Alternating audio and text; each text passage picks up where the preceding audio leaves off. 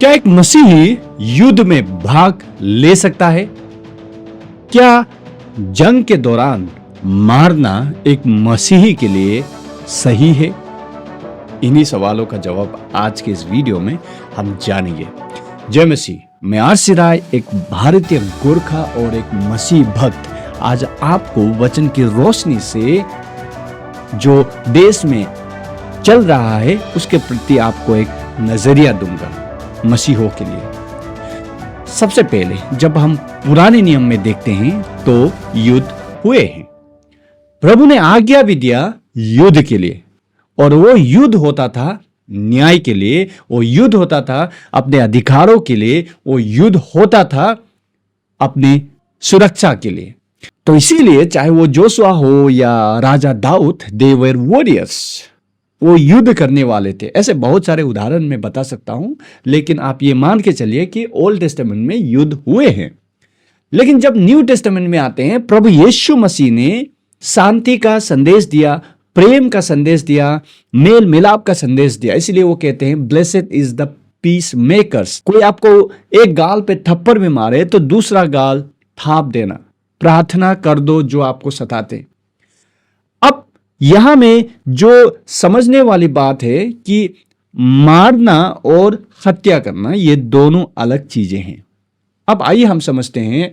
Book of Romans chapter 13 verse 4 में apostle Paul कहते हैं जो सरकारें जो तलवार उठाते हैं वो बेकार में नहीं उठाते। तो इसका मतलब है सरकारों को अधिकार है युद्ध करने का अपने नागरिक की सुरक्षा के लिए, यानी कि वो बेकार में युद्ध नहीं करते। और फिर न्यू टेस्टामेंट में प्रभु यीशु मसीह ने कभी भी सोल्जर्स यानी कि योद्धाओं को कंडेम नहीं किया। इसका मतलब है कि वॉर का एक सही जगह है जहां पर ये सही होता है। वचन के सिद्धांत पर आधारित सेंट अगस्टिन और कुछ और विद्वानों ने एक थ्योरी निकाला जिसको हम कहते हैं जस्ट वॉर थ्योरी, जो कहता है युद्ध जो है सही है जब वो न्याय के लिए हो, और दूसरा राइट अथॉरिटी द्वारा हो, यानी कि जो युद्ध को कर रहे हैं वो राइट अथॉरिटी हो। और 3 नंबर में कहता है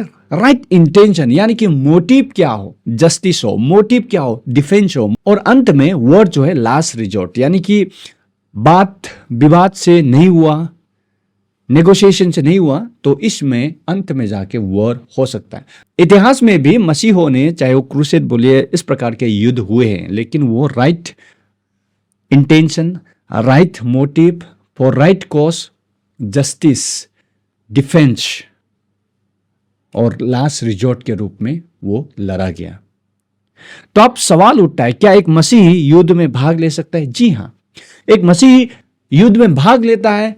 वो मारता भी है, लेकिन वो न्याय के लिए मारता है, वो सही वजह के लिए मारता है, डिफेंस में मारता है, और अंडर द ऑथोरिटी होकर, यानी कि सरकारों का आज्ञा का पालन करते हुए वो मारता है।